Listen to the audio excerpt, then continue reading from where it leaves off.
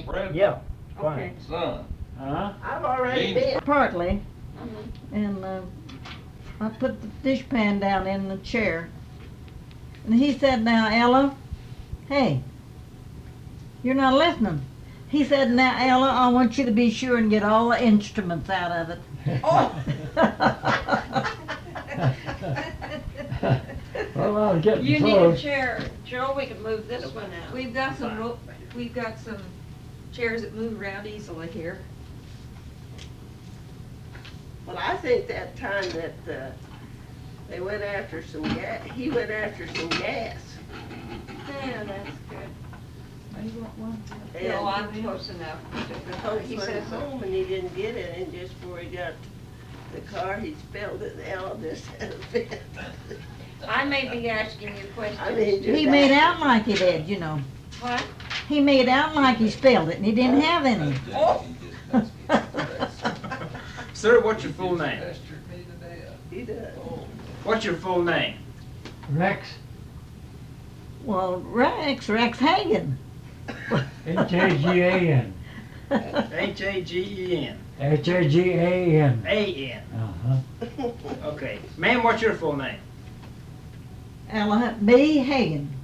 No. Ella Ella B. B. Brown. Hagan Brown. I'm ruled. Ella B. Hagan Brown. Uh-huh. Yeah. When's your birthday? Ella. No. When's your When's your birthday? birthday? 13th of October. What year were you born? 1890. Sir, when's your birthday? 21st September, 1901.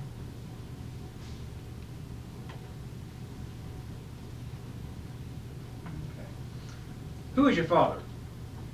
Who was my father? Yes, ma'am. Russo Hagan. R-U-S-A-W. I don't know where they got that kind of name. They're Who is just your mother? 16 in the family. They're getting run out. Her maiden name, Yes, ma'am. Lee Hurrigan. Hourigan. Where were they from? Kentucky. When did your parents come to Oklahoma? 1903. Do you remember the trip to Oklahoma? Yes, I remember. Tell me about the trip. Came on the train. We got on the train at Chula, Missouri.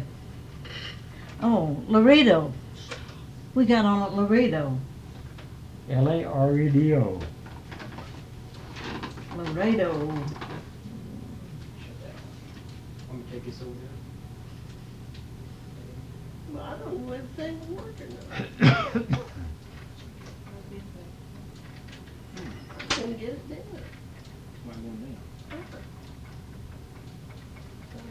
Okay. I have one out in the Oh, I car. need a copy of mine. Hmm? We can get a copy of this one. Okay. I've got one out in the car, I'll go get mine. Take it off.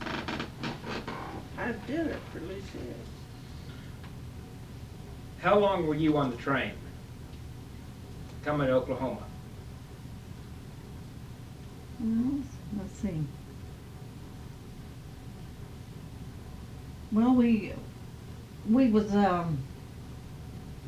can't remember for sure when we got on in the morning, I think, and we got to Woodward in the evening, and we had to change trains at Woodward, and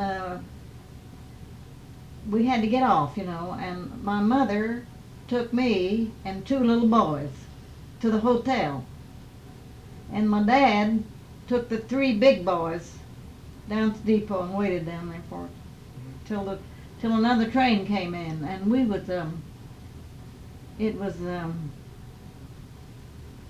what time it was we got to Shattuck the next day. We got on the train at Woodward and came to Shattuck. We got there in the morning before breakfast. Did you all come in an immigrant car? No, No? we just it was an excursion. Okay. They call it excursion. How come your parents came to Oklahoma? They got tired of the mud in Missouri. That's right, that's right. That was the complaint, the mud. Mm-hmm.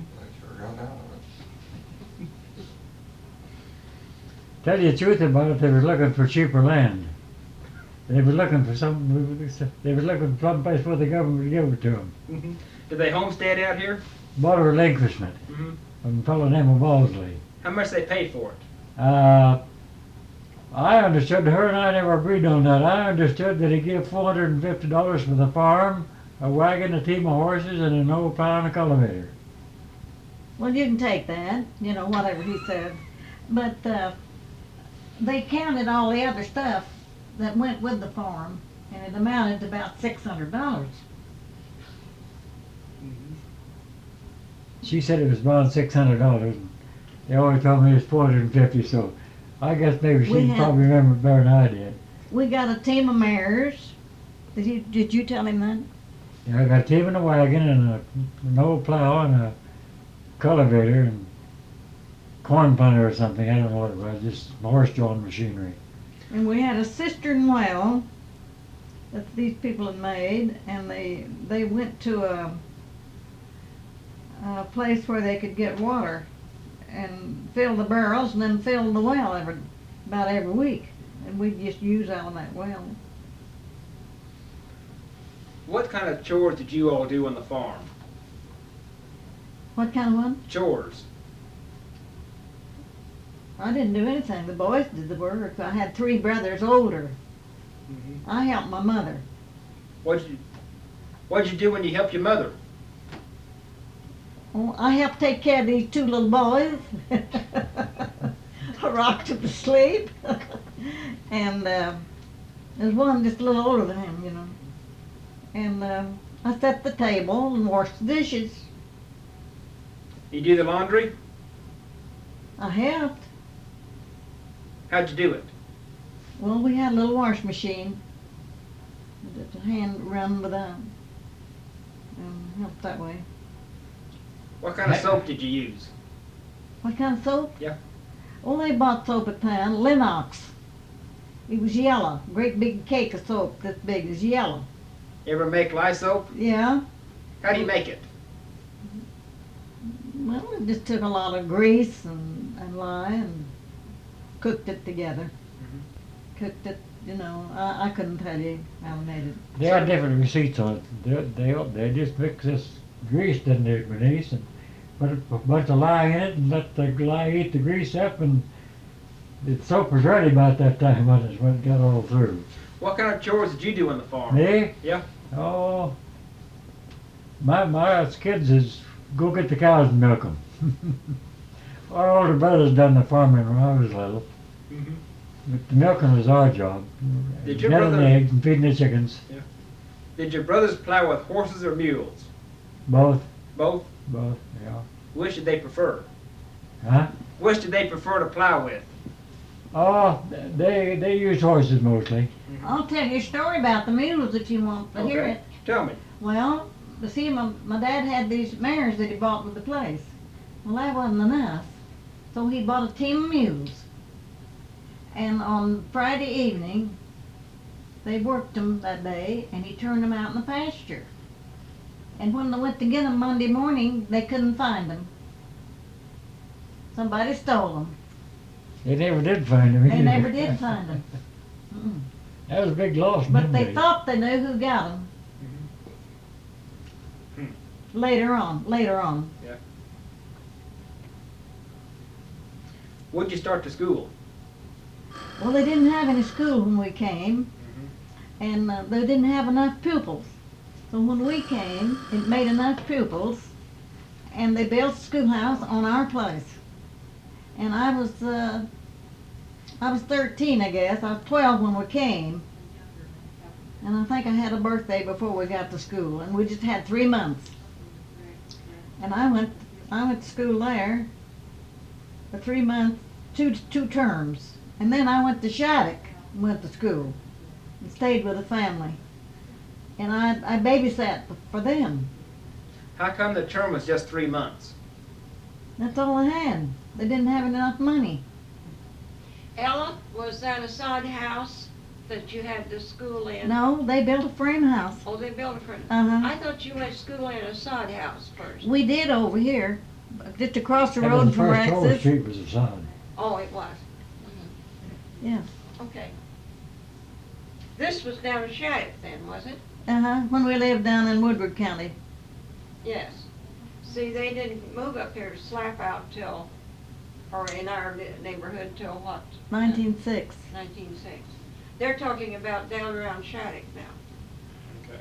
or wherever it was. That's where they bought the relinquishment. What kind of house did you live in? Well, it was just a little, it was a little two-room house down there. And before we got out here, we bought the place and was getting ready to come. They had a big snow, and it was 6 feet deep. And they had to go to bed. They didn't have enough cow chips to last through all that storm, and they had to go to bed. And they burnt the partition out of the house to get fuel to cook with. So we just had one room, and we had 2 beds in this one room, and the three big boys, they slept on one bed, and my dad and mother and Rex, they slept on the other bed, and they had a cot that they pushed under the bed, and I slept on one end, and Dewey, my other little brother, he slept on the other end, and they pushed that cot under the bed every day. Well, we made out with that until, they tried to get a well up on this hill where our house was, and you couldn't get a well. They made 3 holes, and they went crooked, and something wrong with them every time. And then we moved down to where we could get a well, and we made a dugout. We call it a cave. And it was a real nice room, great big room, and they put beds down there for the boys. And part of the time the boys slept down there, and then part of the time they moved the cook stove down there, especially in the winter and summer both. They'd move this cook stove down there, and Mother'd cook down in that cave. It was real nice. They plastered it with gyp. How big was the cave? About 14 by 20, was it? Yeah, it was long 14, as this but room. How long is this room, Ralph? 23, I think. Huh? 23 by Yeah, 19. that cave was as long as this room.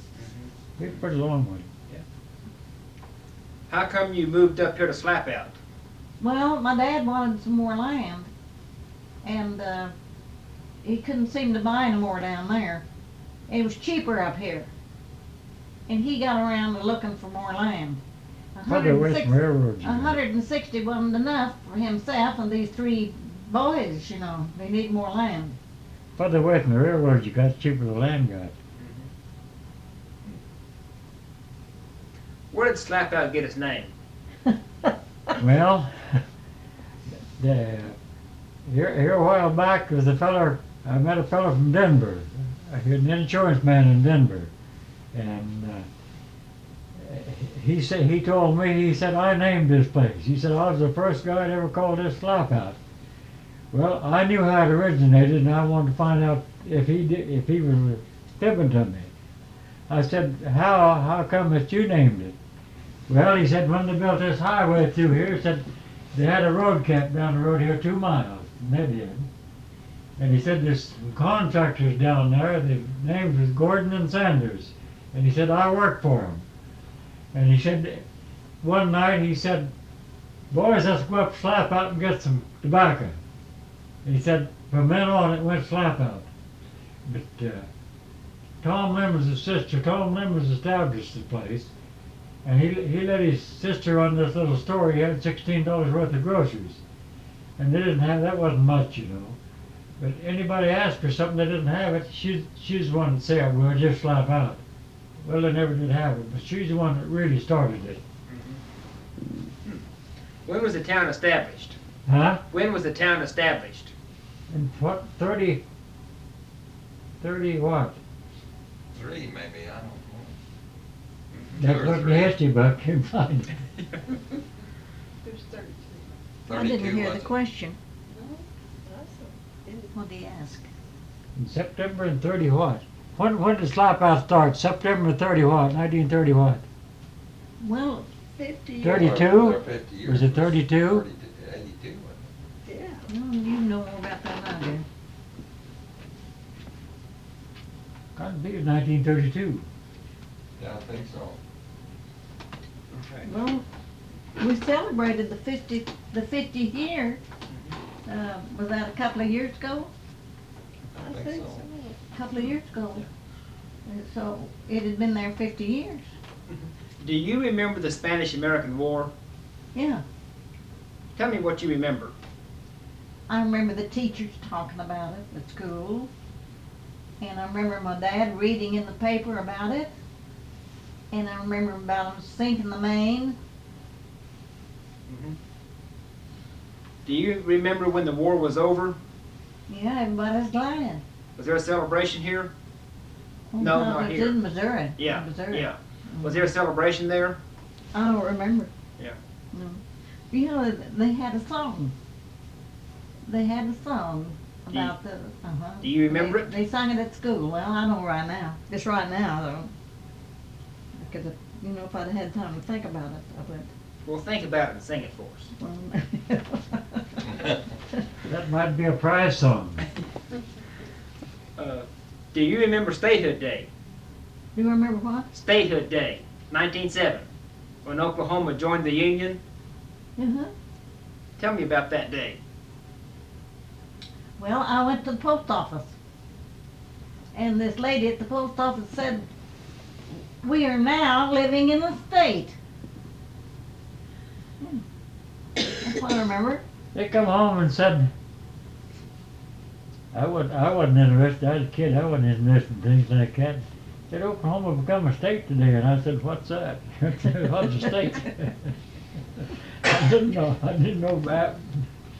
That was 1907, I remember that. Was there any celebration for statehood here? Oh, I don't know whether it was here or not. Everybody was glad, and I don't know why. Well, they was glad about it. It was down around the Capitol, wasn't it? Well, you see, we had an Oklahoma Territory. Our letters were sent to Oklahoma Territory. And then after that, they sent to Oklahoma. What advantages were there to becoming a state? Well, now, we read about that when we read in the paper here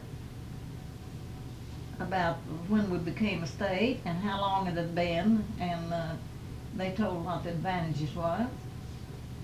But I don't remember now. What kind of mischief did you all get into? What kind of a one? Mischief. What kind of trouble did you get into as a kid? Oh, mischief. Yeah. Well, he told you some of the things that I did to him. I can't remember as much as what he did. I had an older brother that did things to me, you know. Well, That's the reason I'm not any bigger than I am. What'd they do? Well, I had my hair hanging down, you know. My mother combed my hair and had it hanging down, and he brought in a great big bunch or ball of cockleburs like this, you know. And he threw them in my hair. And one time he said he could hide a needle and I couldn't find it. Well, I said, I bet you $1 I could. We always are betting $1. And so he said, well, you hide it and I'll find it. And so I hid the needle, and he came in, and he looked under things, and he looked around, You got it in your mouth. I said, I haven't either. Well, you have too. I can tell. He said, open your mouth and let me look. And I looked up my mouth so wide as I could, and he threw a handful of salt in my mouth.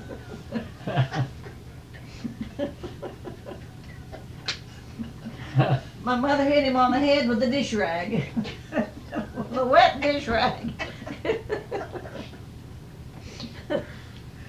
What did you do to him? Well, I bawled, that like choked me to death. When I got my breath, I had to cry. Probably gone by then, wasn't And then I always liked to sing, and he didn't allow me to sing. And I couldn't sing unless my dad was there, and I didn't like to sing before him either. So these little kids was both crying, and I got him on my lap, and I got Dewey by the side of me. And so I started rocking him. And I said, what makes this darky weep? Why he, like others, am not gay? And just as I said that, what makes you weep? He threw a shoe at me, hit and run. And my older brother, Roy, he got after him. And he ran to the door as soon as he threw that shoe. He knew he was into trouble. And Roy got a stick of wood and chased him all over the place and hit him with it. Threw the stick of wood at him. I don't know whether it hit him or not, but anyway, that really happened, And I was about 10, I guess, 11. While I was still in Missouri. And my mother never heard a thing of it. She just a cooking in the kitchen. Did you help your mother cook? But yeah, a little bit. I learned that she was sick one time. I think I was about 9, and so I had to make the light bread and put it down in the chair, and she was in the bed, and she told me how to do it. So I made the light bread, and then when it came time, I put it in the loaves, and baked it. So that Sunday we had company. My cousin and his family came. Oh, they used to do the best light bread they ever had eaten, They was bragging on me.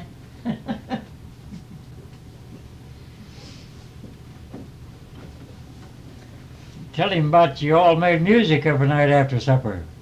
Oh. Well, you can tell that.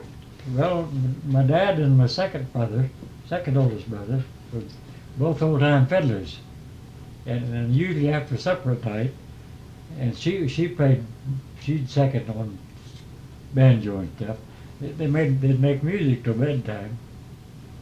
My dad played the fiddle a while, and Charlie played a while, and one of my other brothers, he seconded. Mm-hmm. Then I think between times they played for dances, country dances around there. Did you play an instrument? Me? Yeah. No. If I had somebody throw a shoe at me, I wish I had some flour. What did you play? We had Well, he played the violin. he was good he violin. won't play it though. He thinks he can't play good enough, so he won't play. He gave it away. Did you, Rex? Did you give your violin away? Huh? Did you give your violin away? I'll give it to Pep. Oh, well. I had an uncle in Missouri that was in his 90s, and he had a violin that he'd had, I expect it's over 100 years old now, and he gave it to me. It's in there under the bed, and I tried to open it, but I couldn't get it open. I don't know if I can play it or not. But Did you used to play? I could play Red Wing. The reason he gave it to me, he said I could play Red Wing better than anybody ever heard. And my brother and I went up to Missouri for a visit. It was in the wintertime, and my uncle ran this store, and everybody around the country came and stayed till he closed the store. And there's a guy who went home that night, and he was deaf and dumb. And so he told his folks he could write, that he said, Oklahoma girl, red dress. I had on a red dress. And Roy told him my brother told him I could play the fiddle, and they had me playing Red Wing there before all the people. My dad, he talked about coming to Oklahoma and going to Arkansas when he was in Missouri. So when they finally did come to Oklahoma and got in the wagon and started out to the farm, you been down Shattuck? Down there Shattuck? No. Well, them lot of hills, you know, on this side of Shattuck. And my brother said to my dad, said, "Dad, you sure you didn't get us on the wrong train to go to Arkansas?" Got in them hills, you know. Mm-hmm. Where'd you all, how big was the school you all went to? How big was the school? Yeah. Well, there's 25 or 30 kids went there, wasn't they? Highland? I wouldn't be surprised. I expect 25 or 30. It's, you know, they had 2 or 3 districts together. Was this at Shattuck you're talking about? North, 9 miles north of Shattuck. Not- Mm-hmm. Yeah. And we call it a Highland School. And, You know where Homaki was? Yes, 3 miles south. well, Elsie Willie, you know, yes. she went to school there, and her brothers, 2 brothers. Uh-huh. And May was a little baby. Yes. I remember seeing her on her mother's lap. Well, what year did you come up here and settle over here? 1906. In 1906? 1909 over there. Oh, it was 1906 down here, we're across from where Bernard lives. Oh, you lived across where Bernard lived? Yeah, that's where they had the place. up on the hill. We had that tear through the fence there where that Baxter's pasture is now.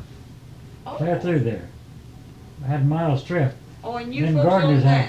had, and Nellie had that place out, you know. Did Yeah. you ever know Casey King and Merle King? No. When I was a kid, I went that mile to get the horses.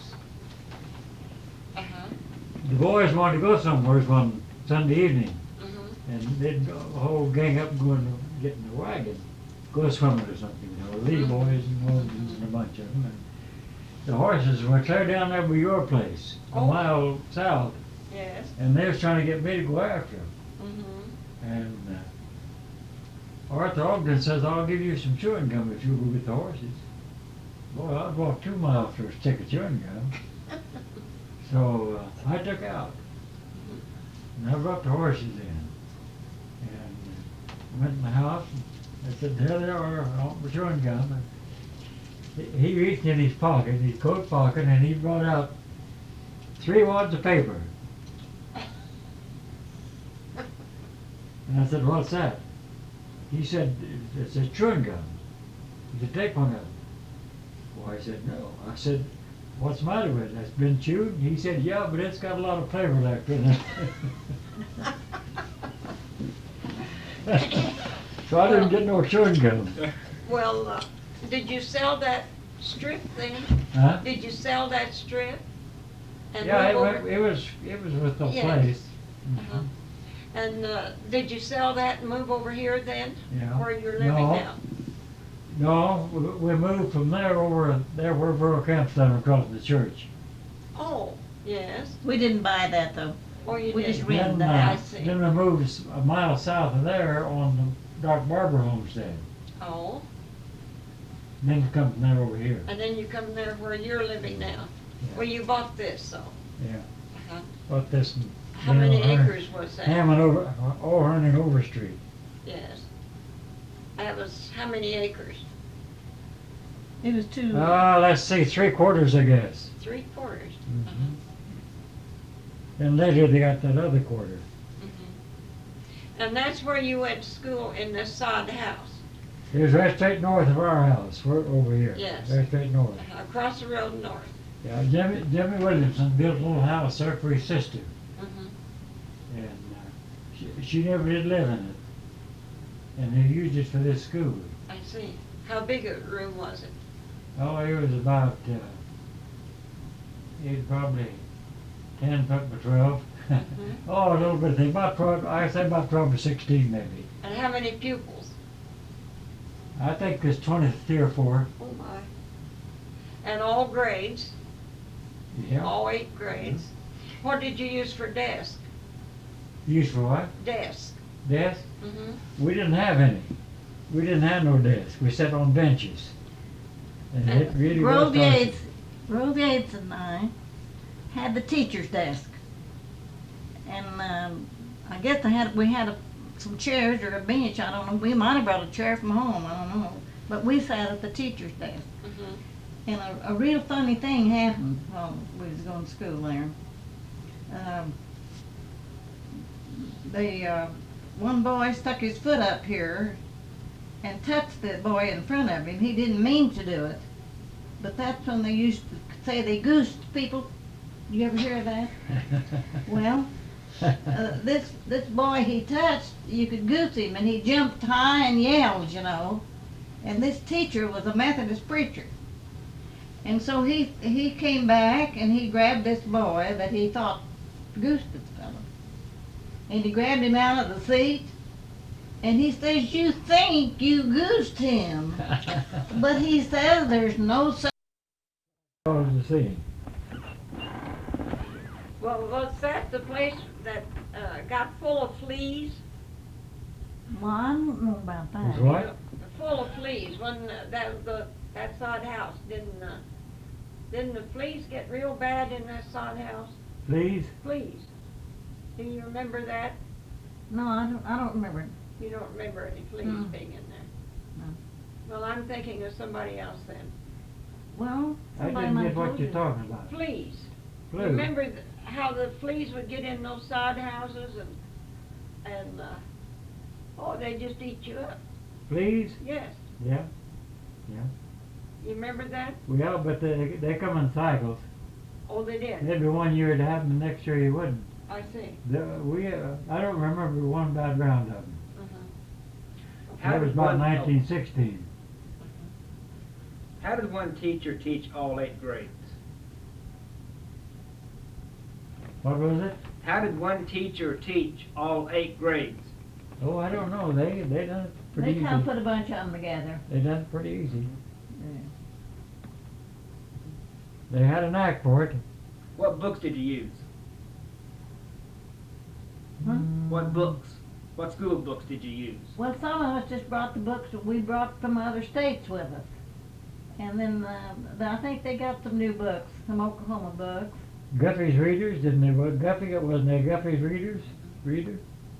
I think it was Guffey, and I can't remember the name of it. Were there any prairie fires around here? You betcha.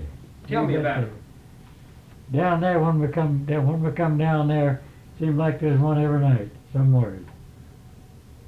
We had one starting our pasture down there, and I wish I had a picture of it. I bet there was 20 guys in wagons with barrels of water, and they was all out with sacks, and they'd soak their sacks in that water and fight that fire. How much land was burned? How much land was burned off? But they usually keep it they usually get it under control pretty easy. Everybody would come with a wagon and bottle of water. And I guess it just happened to hit it when it wasn't a windy day. Grass was out high then. If it hit a windy day, it went there across the country. Ever have any grass fires get loose? Oh, I think so. Yeah, there was some big ones. Anywhere near you, where you all lived? West of us mostly. The big ones was west of us mostly. We had one on our place. When he That's doesn't what I'm remember, he telling doesn't you even remember it. And it just started out in the pasture for no reason. There Out in the wasn't. middle of We pasture. just looked out there and Out there and the the pasture smoke was was coming afire. up. And for we no never reason. did know what started it. And so the neighbors came and got it stopped. And the next day was Monday at school. And my brother he was sitting right in front of me. And there was some little boys looking out the window. And he said they was just talking about something out there. And he reached up and looked out. And that fire was going again out in our pasture. And we thought maybe there's a little piece of glass or something. We never did know how it got a fire. But of course after the cow chips might lay there half burned, and the wind would get up and whip them and set it again. We thought maybe that might have started us the second time. I think the teacher turned out school and let the kids all go over there with wet gunny sacks, to stop. Did your mother make all your clothes? Yeah. Mm-hmm. When'd you get your first store-bought dress? Oh, I can't remember. I can't remember. Mm-mm. Tell me about your early Christmases. About what? Christmas. Oh.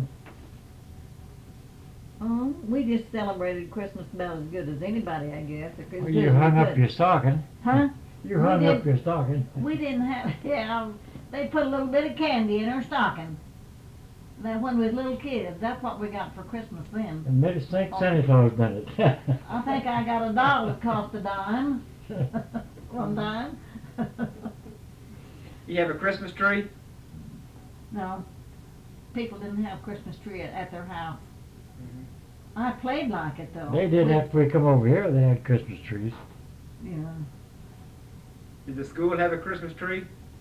but I had a pet chicken one time when I was a little kid.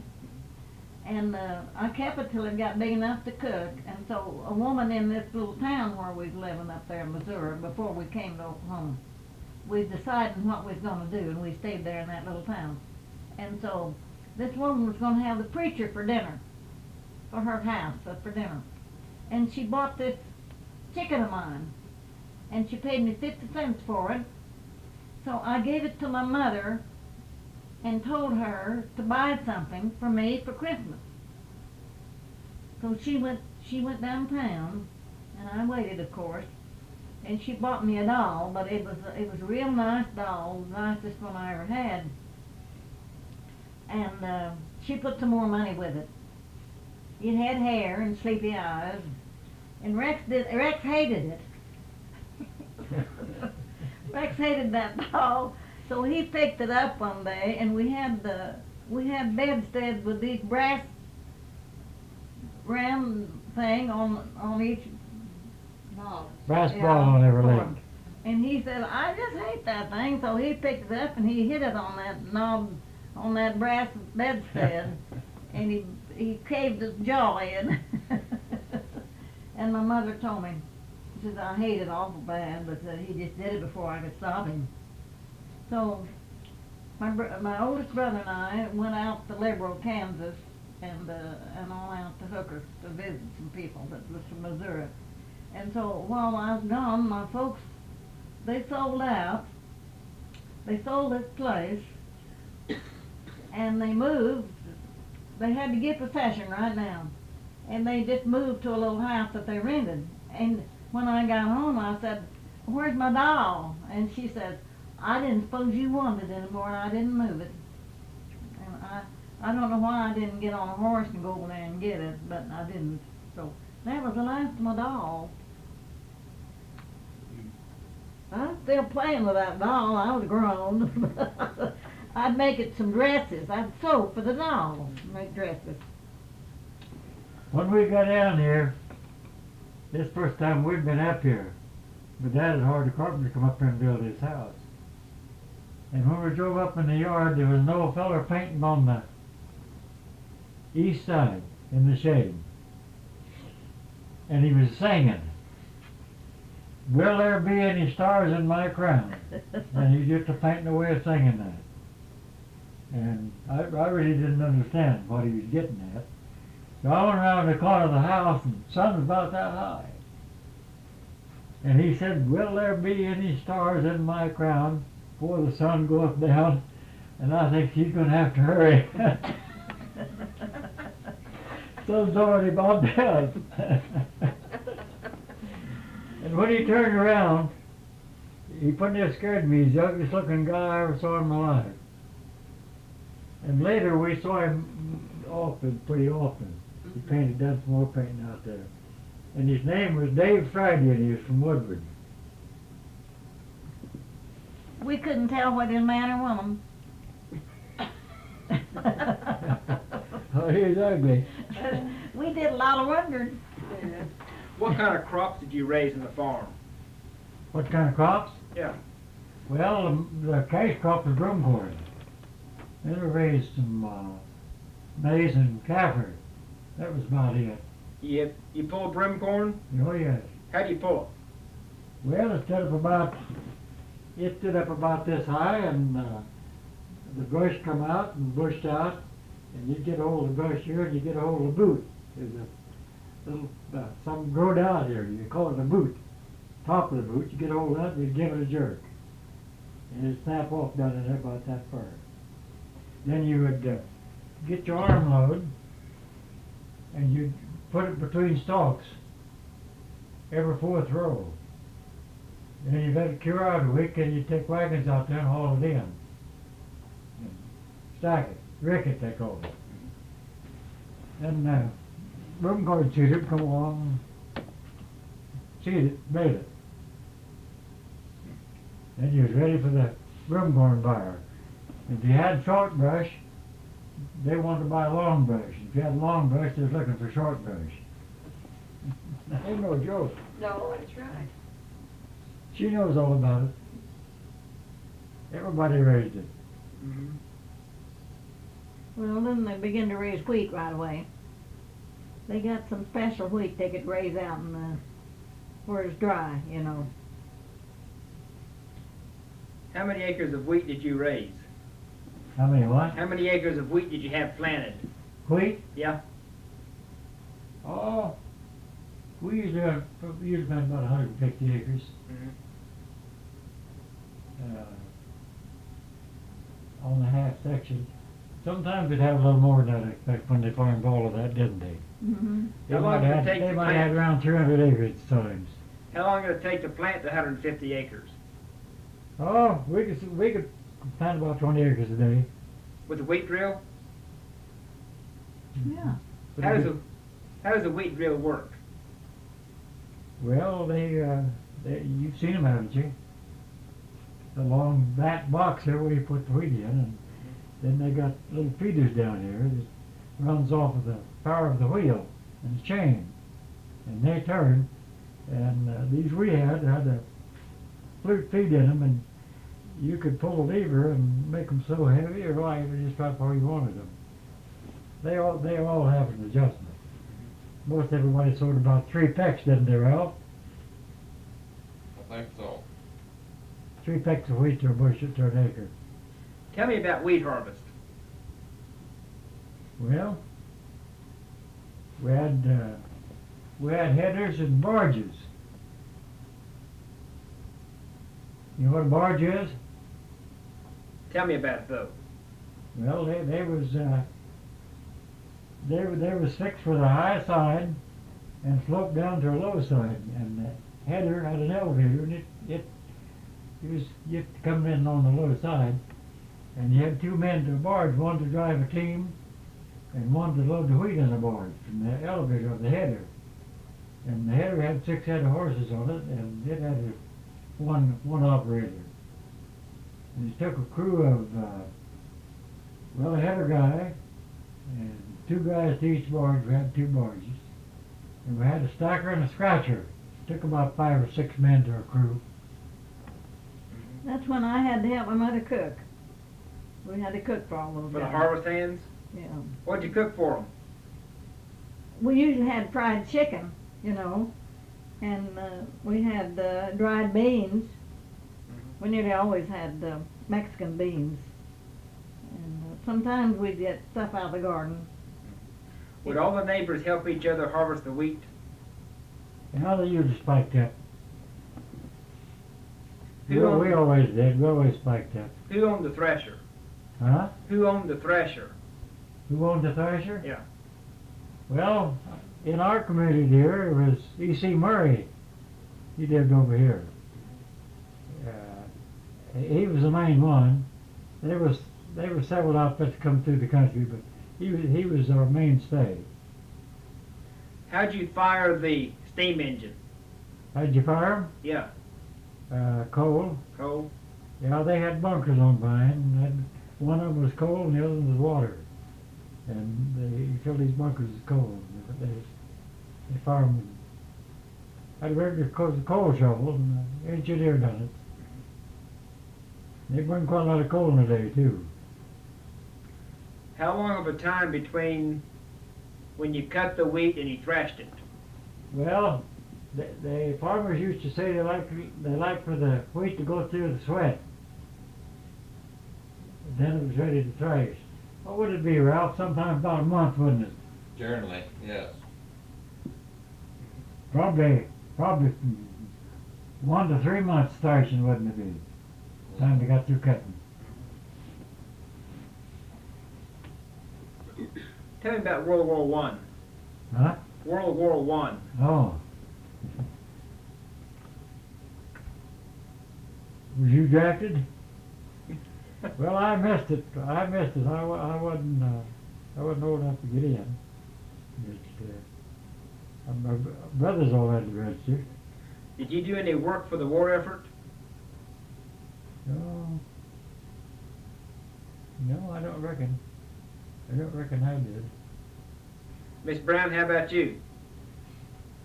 Oh, about World War One? Well,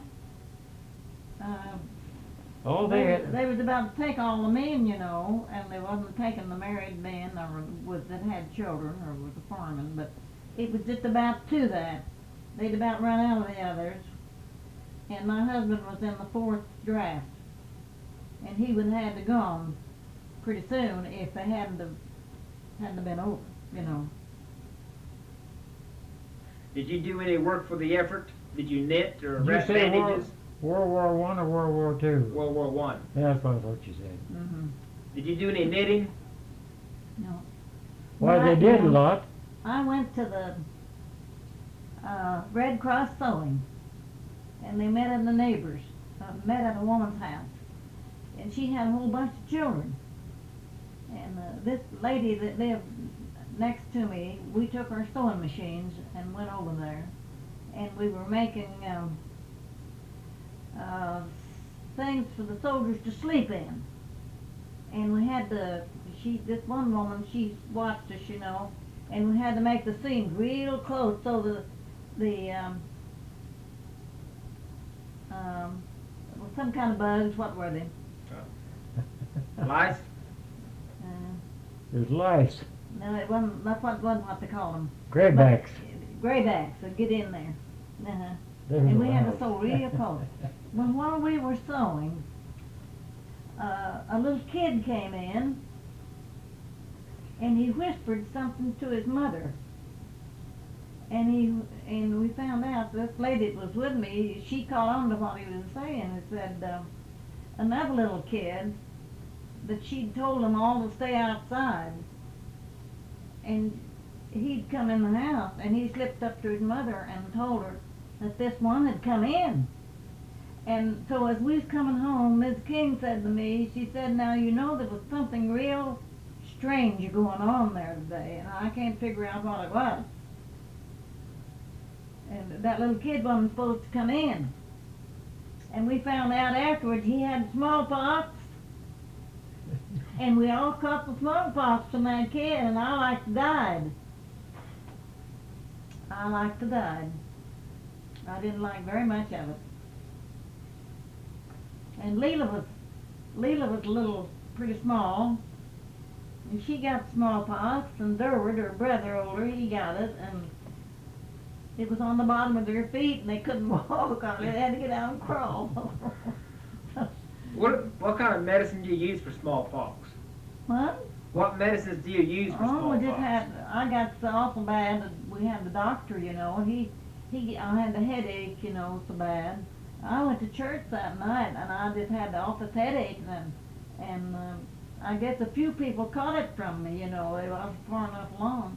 And then I went to Follett to a church meeting the next day, and I was sick, but I didn't know I had the smallpox. But when I was getting her ready for church, I saw some little funny things on her. I never seen such mean-looking little sores on her, and she was kind of cranky, and she had smallpox, and I took her to church, and I didn't know it. You see, this woman never told us. She oughtn't to let us come there, you know. Her face was a solid mat. Even her eyes. Mr. Groves. I don't expect you've ever heard of them. He was a preacher. Mr. Groves was a preacher. And they had a big family. And did you ever know of the Wingos? I've heard of the name. Well, Ethel Ethel Groves, her daughter, married a Wingo boy. She was older than he was, quite a little bit. Well, but they weren't there. They weren't home that day. These just little kids. Tell me about the flu epidemic. Well, it got around, and a lot of people in the neighborhood got it, and our doctor nearly died with it. He got it, and it nearly made him blind, and he was a bachelor living by himself. Yeah. But there was a woman there Yeah. that he was in love with this woman. You're on your she road wouldn't now. take care of him, and he married her. Okay, He what wasn't time? able to marry her, but he married her. Nine. It was the worst you would ever come to this country, wasn't it? Yes. 45, 50 minutes. 1918 flu epidemic. Well, Boy, it killed people. You call it. I guess Get he'd home. been vaccinated, but it must have run out. Because he Here came and pretty took quick, care of or we'll me. Be out looking for you. Your car running all right? You know, Earl Hoppengartner and his wife both died up here. Yes. And My their husband had daughter, already had it. George Jane raised their daughter, and she married Pete Page. And I see him every time we go down there. He stays down in senior citizen a lot. And Well, we'll come we watch for were you. talking about it the other day. Right. What was her name? You remember what her name was? Was it Beulah? Yes. Huh? Yes. That's what I thought. How many people in this area died from the flu? Around here? Yeah. Oh, let's see. I expect I'd start thinking about it. I'd be an hour or two thinking of all of them. Oh, that's okay. I imagine. But there are quite a few that died? But there was Earl Hoppengartner and his wife and Todd. There's three of them died out of that family. There was a family over at Laverne, you know, Uh-huh. there was a family over at Laverne lost 3 sons the same day. Yeah, yeah. Well, I get to thinking, I could think of them, but I couldn't right off this part. Tell me about the dust storms. Oh. Well, the dirty 30s, you want about the blackout, the one that was the blackout? Yep. Black Sunday. Well, for far as I'm concerned, we got up that morning and we was going down to her folks. And about this high, clear around as far as you can see was a dark blue ridge. Clear around. As far as you can see. And when we got down there, it looked like it was about a foot higher. And pretty soon it was a little higher. And it just kept getting higher and higher. And that was early that morning. And it didn't hit till about, what, 4 o'clock that afternoon? What time was it? About 2, I think, 2:30. Was it that early? Yes. Anyway, you wouldn't, there wasn't any place any darker. You couldn't see your hand before we got in the car and turned the lights on. We couldn't even see the lights. We got in the car and started home. We didn't get very far. We started home. We down to my folks, his folks. We started home. We It was the darkest dark I ever saw. We got past the schoolhouse. We decided to go back, and we got back down there, and they had got in the cave, and they said my dad got down on his hands and knees and crawled to get to the cave. He couldn't see a thing. And we got down in the cave with them then. And after it was over, we went home, and we left all the windows up. And we got a scoop shovel, the broom, the tub, and got on top of the bed and swept it up off of the bed. That storm that come in was pouring dirt. It was real black stuff. Just Hey. like the blackest of smoke. How'd you breathe in those dust storms? Well, some of them wore masks, some of them just breathed of it, a lot of them died of pneumonia too. The Well, Red they died Cross like made flies masks up in Beaver, didn't they? at Beaver and gave them to people to wear. And we wore them quite a bit. Dust pneumonia. They died like flies with it. Could you keep the dust out of your house? Well, I told you about how I got them. No. Well, you left your windows open. The windows down to about the floor, up about a foot every morning. You'd have to take a shovel and scoop it out. That's You'd where think your my windows would be mother pretty tight, lived. but it'd get in. There's a little creek down by her house and a lot of trees. and it didn't get in her house near as bad as it did mine. We was right in the middle Get of up a with a wheat black field. ring around here around his nostril.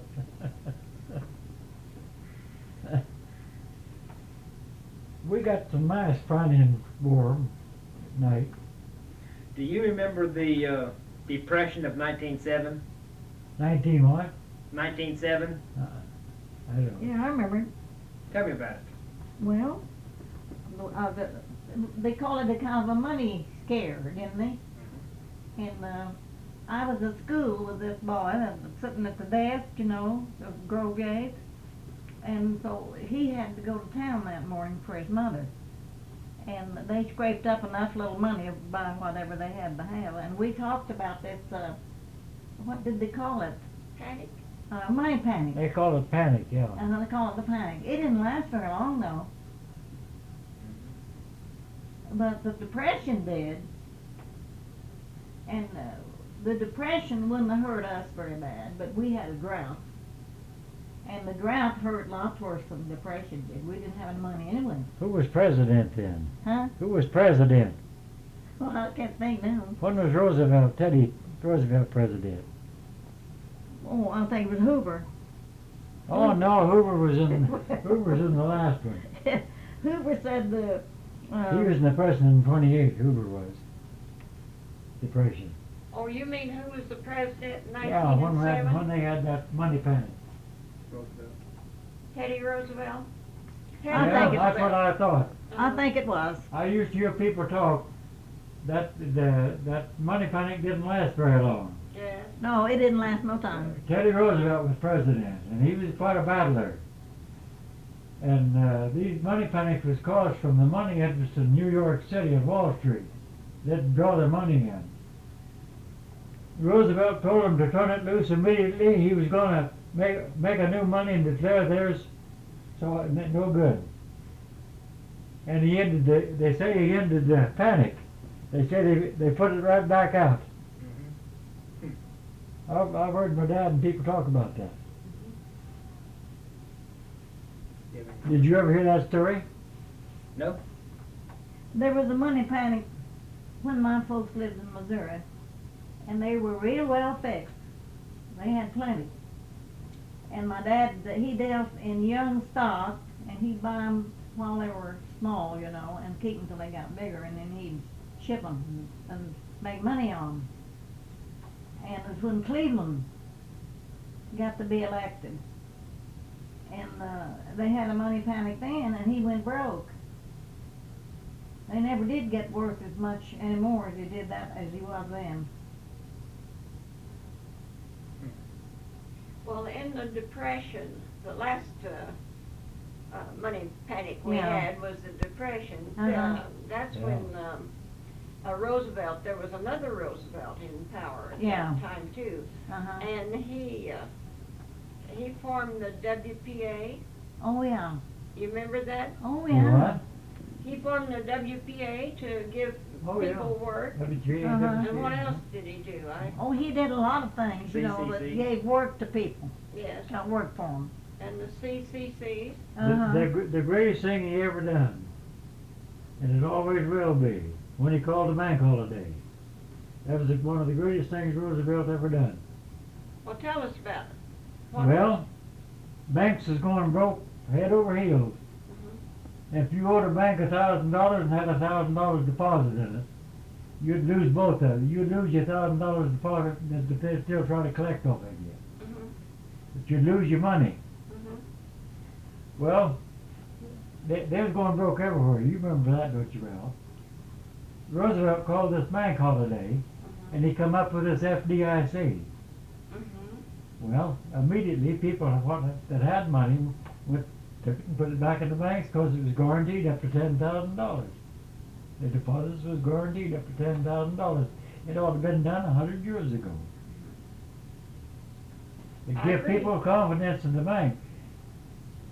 You see, when the bank started going broke, people got scared and they went to drawing their money out and putting it in their sock, I guess, and that made it a lot worse. But they went broke everywhere. Well, you couldn't blame the people. You couldn't blame the people for drawing their money No, you out. couldn't blame the people for it. But they call that bank all today and put that insurance on your deposits. It's a deal that the banks they have to pay that insurance, you know, the banks do. But it sure made a different world. It's a lot higher now, isn't it? Huh? It's a lot higher now. Your money's insured for a Yeah. lot more Oh, now. yeah. Yeah, they raise it from 10,000 to 40 and 25 and 40 and up to 100. 100,000 now, isn't it? Something like that. But you know, there's people losing money now in banks going broke. It's got over 100,000. Is that right? Yeah. Carl said there was a guy up in Kansas. He accumulated I think he said his life savings was about $150,000. 147,000, I think. And that bank went broke, and he lost his 47,000. Oh, he did. But he did save his 100,000 that was insured. Now, they might get some of that back, you know, that 47,000. Yes. If they can do a lot of collecting. Well, they might get a small At the percent time you of it. lose it, it's tough. But that's a lot of people, you know, they don't put all their marbles in one sock anymore. Yeah. They wised up, haven't they? Yeah.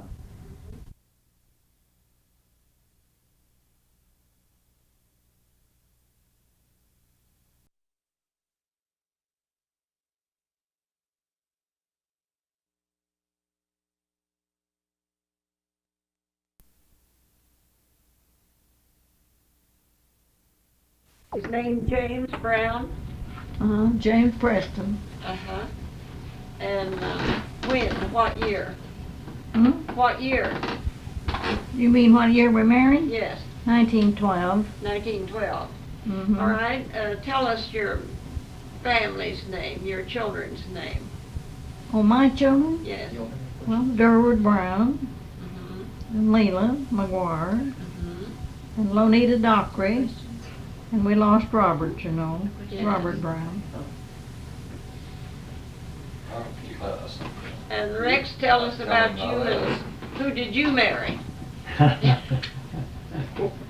Oh, I've got proof. You have. Yeah. Who did? Give us her name.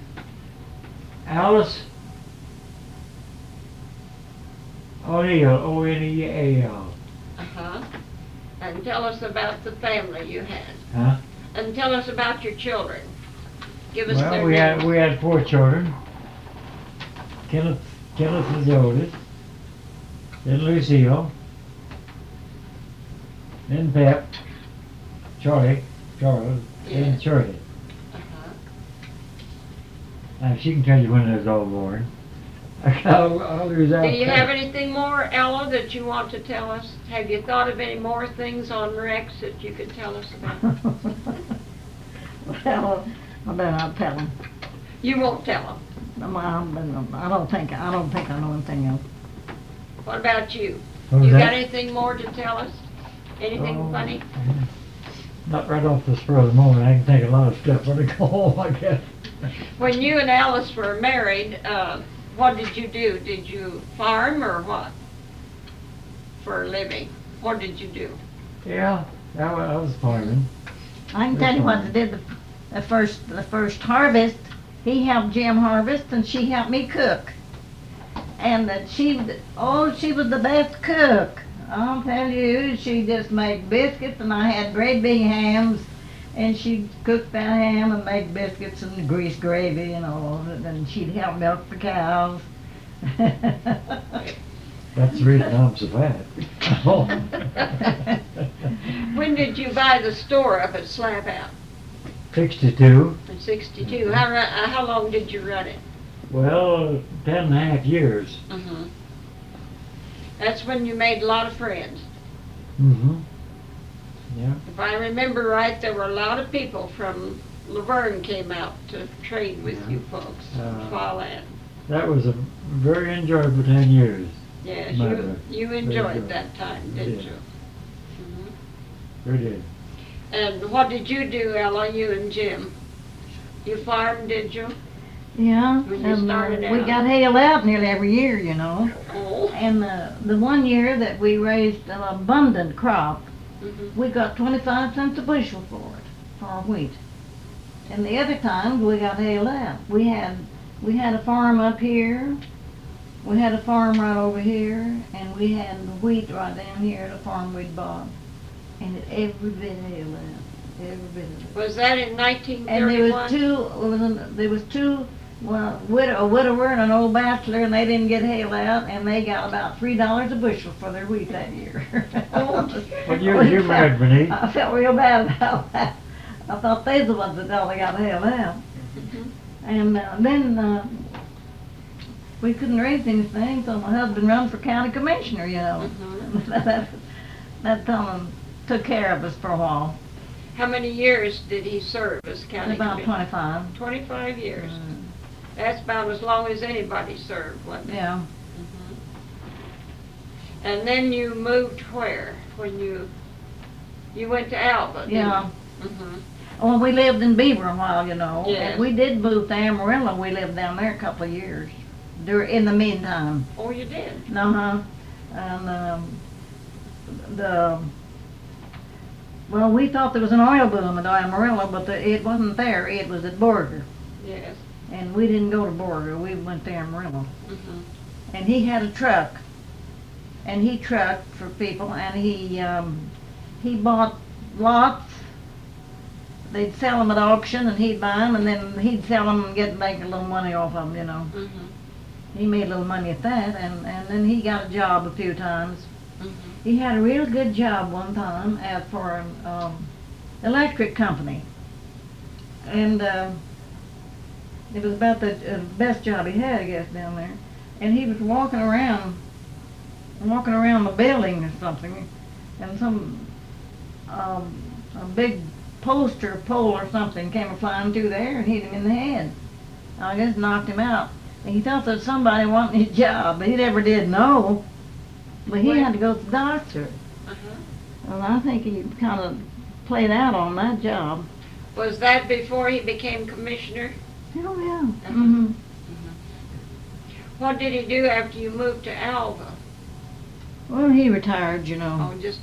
Uh-huh. And he was, he helped Robert some. Mhm. Were there any big floods or tornadoes here at Slapout? Is what?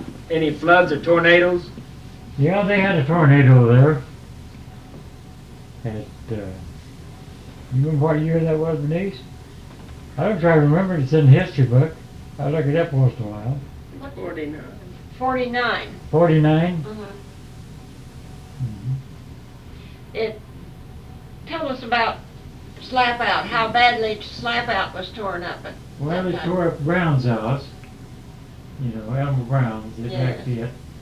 And they tore up that station, their station. Yes. And then over on that side, it just dug them rocks and gravel through the windows. I think it knocked about all the glass out over on that side. Tom had moved over on the north side by that Yeah. time, wasn't he? Yeah. He was on the north side. And let's see, who run the grocery store on the south side? Well, Joe. Joe Johnston? Yeah. Uh-huh. Yeah. And let's see. Then there was, Tom ran a filling station. Uh-huh. Tom ran a filling station. Wasn't there a filling station Yeah. in front of his? Yeah. Mhm. Yeah, he had a station in the store. Tom did. And what other businesses were there? Well, there's a blacksmith shop. Cecil Kirk, he had a blacksmith shop there. And Vic Ferguson, he had a garage over there. And did Herman Well, Camp? Herman moved in there a little later. He wasn't there at the tornado? Not at the first. Oh, At the tornado, you mean? Yes, Yeah, I think he was there then. yes. Yeah, he was there then, I'm pretty sure. Yeah, Well, Elmore Murray was there too, wasn't he? yeah. You wanna know who was there during the tornado? Yes. Oh. Uh-huh. Yeah, Morris was there, and Herman was there, and Bill Knowles was there. I don't believe You know, so. well, they're there now, you know. I think Tom was there. I don't think Bill had that store at that time, did he? Bill knows. I don't believe he did. He bought that from Tom, didn't he? Mhm. I guess Tiffany was there with his shop. Yes, Down there. I imagine. Well, he had a rest. Could you see the tornado that hit Woodward in 47? I believe it was it 47? My husband And saw it. We was living in Beaver. And he went to the door. It was stormy. And he went to the door and looked out. And he says, it looks to me like it might be blowing Woodward away right now. And we live that far away. Well, that's what I said. I went to my windows are going in and out. And I told her, I said, somebody's sure getting it tonight down southeast. I could see that down there. Every time it lightning, it was bad. 50 miles west, we were in that outside wind, whatever, they have a name for it. What is it? That thing stayed on the ground from Blazer, Texas, star across the country to Woodward. It crossed the line into Kansas. Yeah. Yeah, then went right up in It Kansas. said it killed 165 people total. Yeah. 105 165. Well, we had a cyclone. We lived 3 miles up here, my husband and I, in the Bluegrass District, you know. And my brother Dewey was at our place that night, and he'd been helping Jim work, and so they decided about time to go turn the horses out. They'd put them up in the barn and fed them.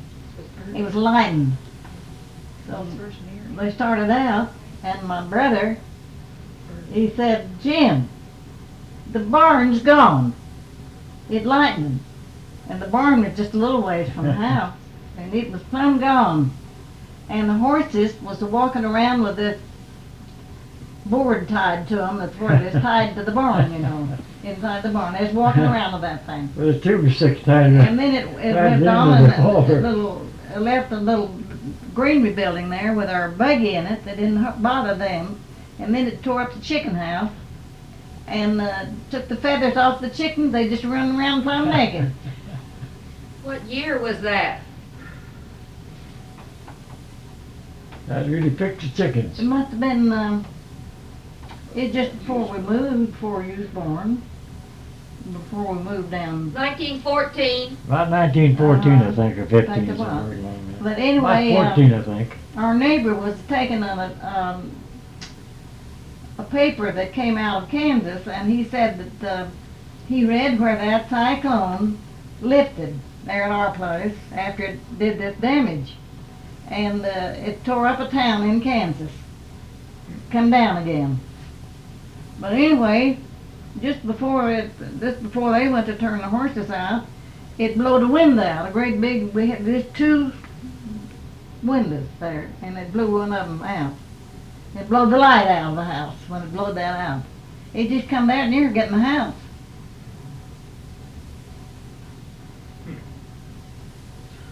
Any more questions?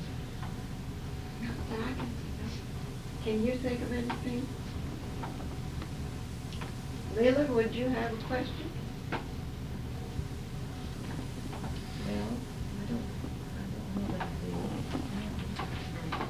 Alice? You heard about the Dutchman saving money. building a storm cellar, didn't you?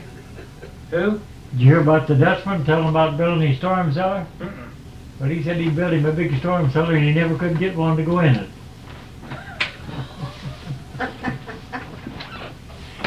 I believe we better go home, Joe. On that, we better go.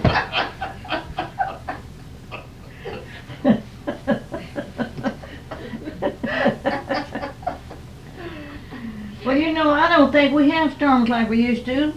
My dad used to get us all out of bed, well, at the beginning of about March, you know, and clear on through to now. We'd all have to get up and go to the cellar. He'd set up and watch the storms. And people don't watch the storms anymore. Boy, he'd get us up, I don't know how many times a night, Tell us there's a storm we're coming, better get up and go to the cave. Yeah, and one time I was sick, and they carried me down there on the feather bed. Do you remember in the early days that we always expected one big sandstorm in the spring? We Oh, always yeah. did long about Easter. Uh-huh. March, we always- Easter storm. Yeah. We always got that storm, Yes. big one. Very similar to the ones that we got until during the dirt storm days, except that black one, you know. Uh-huh. Yeah. I know my daddy used to say, well, we better get the windows closed and everything. There's a sandstorm coming. Uh-huh. And we always dreaded those. Yeah. But that wasn't the dirty 30s. No, We knew what it was when we got them. we thought those were bad enough, didn't we? But every year, we could expect a dirt storm. Thank you. Have you been making any music, Berenice? Any music? Yeah, you Oh, Got did, Navajo on it. Yes, we should have. Does Bertha still live in Bertha. up by Kansas City? Yes. Was she over here that day? What's waiting so long for 'em? I I thought a didn't see little her. bit I about. see she got there late, didn't she? She got there late, yes, Art wasn't with her. yes. He was. Where do you hail from, Joel? well, I'm from I like Bartlesville singing. originally, Bartlesville? and I live in Oklahoma City now. Shirley called them, but she said that she thought the services would be at Osage 2 o'clock. country. But Yes, they in hadn't fact, my planned folks live up- definitely, up but there. Oh, she they just do. imagined that's where, They had the it way on Lloyd fire and up there. They certainly Jolene did. would plan it. They can see it. It was just a summation at that time. And so they just took it for granted it would be at 2 o'clock. But Lloyd and Jolene wanted it in the morning. So Well, I have a granddaughter that lives Shirley there. called and tried to get in touch with them, and nobody knew where they were at. And they stayed all night over at Laverne. They got in there about 11 o'clock, and they got them a room and went to bed, I enjoy it. still thinking it would be at 2 o'clock. Different. And so they went over to Lloyd's house about 11:30, and there was a note that they left on the door, that the services had been changed to 11. Well, they came right on over to the Mary church. sure had a good But time with Ruth. the congregation was leaving the church. How long did you stay? She still Just talking overnight. about it. That Stayed wasn't at your place Bertha that though. night? Ruth said, What? You stayed at your place one night? No, they stayed up there with Jolene and Lloyd. They did. What about Mary Idaho? took her here and there. Ivanhoe is a non-existing town over here, but at one time it was outstanding. I had to take one. They're doing that. What? That's real outing for both of them, you know. You got a tape on, you got it going? Oh, Yeah. we've got a tape going, folks, and we want to hear about Ivanhoe. Ella, tell us what you can remember about Ivanhoe. Well, there was a store at what we call North Ivanhoe. Yes, A North grocery store and a general store. Mhm. And there was a schoolhouse that's about a half a mile from that. They called it the North Ivanhoe Schoolhouse, and they had church there and Sunday school. And then it moved to, and well, I'm not going to tell it very good, I'm afraid. It moved, and they called it South Ivanhoe. And they had a South Ivanhoe schoolhouse. But they never had church there, did they? Oh, they had Sunday school there. Wasn't there 2 church buildings at North Ivanhoe? Wasn't there a Yeah, Baptist? Mr. and- Mitchell, he built a Methodist church at Mhm. North Ivanhoe. And Is that where you attended?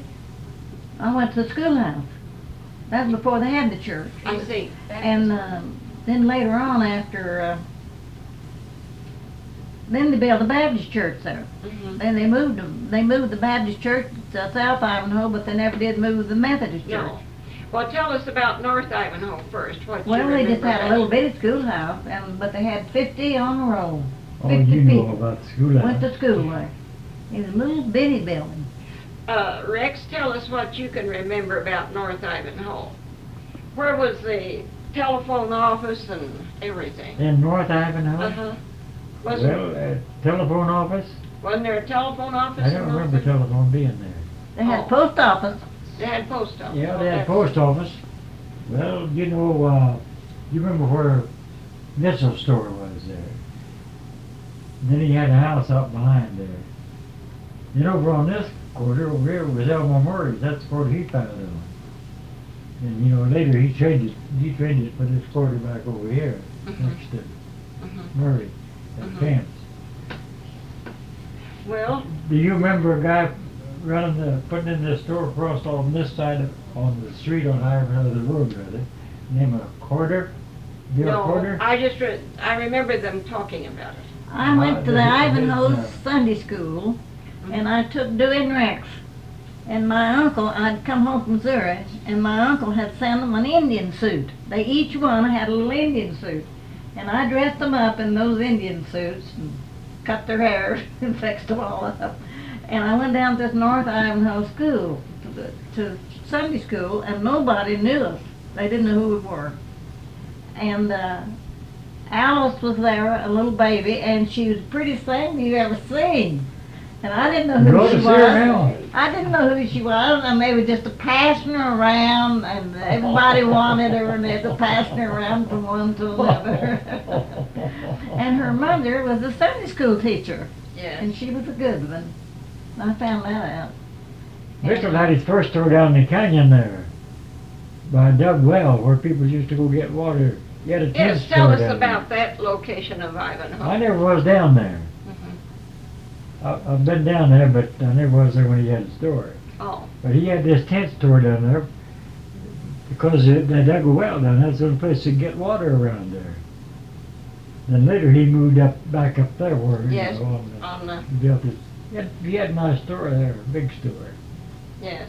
Afraid out of Shattuck. Hiram Dyke told me about that store. Huh? Hiram Dyke told me about that store. Yeah. He worked there. Hiram Dyke clerked for him. Yes. I remember Hiram being there. Mhm.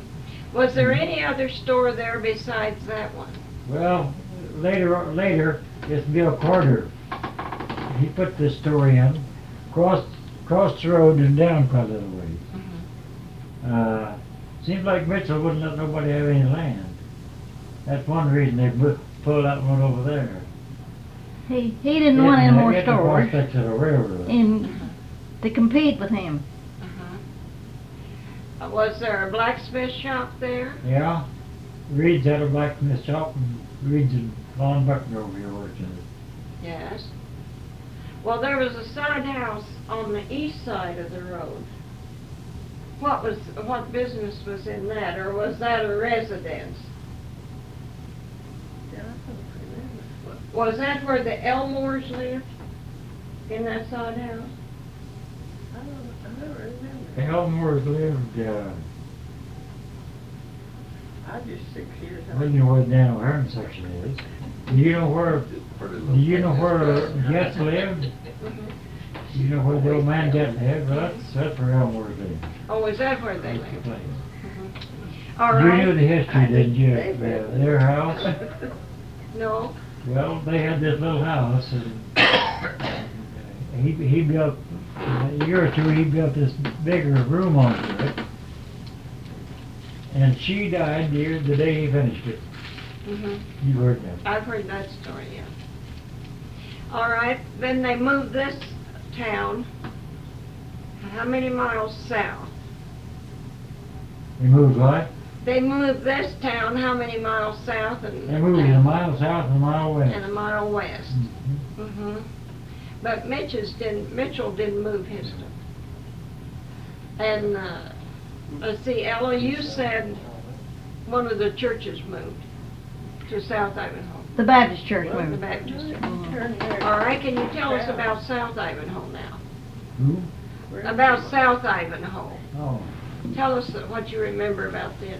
Well, they thought they was gonna have a railroad, Yes, and it got to be quite a nice town, you know. yes. But the railroad missed them. one thing I remembered, All that Texas. and it impressed me more now than it did then. Cross and Miller was bragging, and everybody was talking about it. They sold $75 worth of groceries one Saturday. Mhm. That was their record That was a That was record. their record. $75 worth of groceries one Saturday. How many grocery stores were there in South Ivanhoe, and who run them? Do you remember? Hmm? How many grocery stores were there in South Ivanhoe? Let's see. Crump had one. Yeah, it was Crump and Cost Miller, I think, was all the same. I think they're in a little trading. Oh, I see.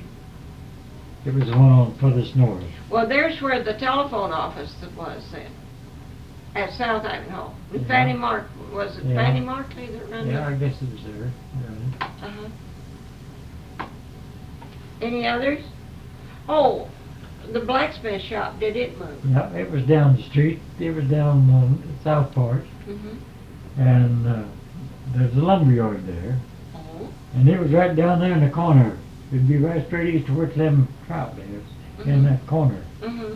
where the road comes down. Well, didn't Adamses run the hotel in North Ivanhoe? Built a hotel there. Mm-hmm. Didn't Adamses have the hotel at Yeah. North Ivanhoe? Yeah, I believe they did. And they moved it. I believe they moved it south. Mm-hmm. That's when we got the Adams place. That's when we could get married. We had a place to live. Mm-hmm. And they moved away and we rented The ball Adams game was a place. big thing in Ivanhoe. Okay, tell us about it.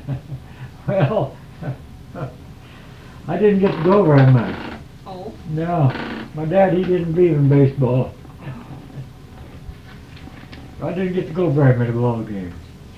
Well, did your brothers play on the team? My brothers? No, he was none of them played. Oh, they didn't. Your dad just wouldn't let it. Well, he wasn't in favor of it at all. He thought that was very foolish to go to a ball Oh. game. What was you telling? I was telling her, Ivanhoe, the baseball team at Ivanhoe along in the early day was the big attraction. Oh, yeah. They came down, and Shattuck played them. Where we lived, Mhm. Shattuck came up there, and Ivanhoe came down there.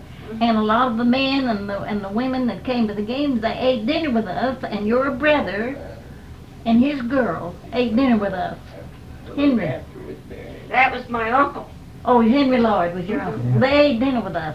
Well, Yeah. We lived in the cave.